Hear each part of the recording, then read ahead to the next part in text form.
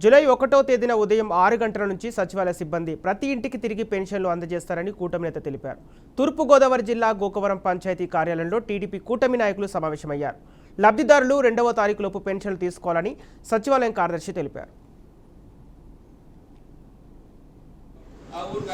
పంచాయతీ కార్యదర్శి గోకవరం గ్రామంలో 2155 పెన్షన్లు సామాజిక పెన్షన్లు అందరికీ కూడా ఇంటింటికి సచివాలయ సిబ్బందితోటి ఇవ్వడానికి ప్రభుత్వ ఆదేశాలు ఇచ్చారు.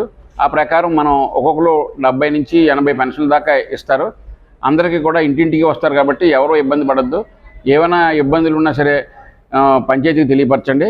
ఈరోజు గ్రామ పంచాయతీలో కూటమి నాయకులు టీడీపీ, బీజేపీ, జనసేన ఈ ముగ్గురు కూడా వచ్చి పంపిణీలు ఎలా చేయాలి మేమందరం కూడా కలిసి వస్తాం, అందరం నిలబడతామని చెప్పారు. అందుకు వాళ్ళందరి సూచనలు కూడా తీసుకోవడం జరిగింది.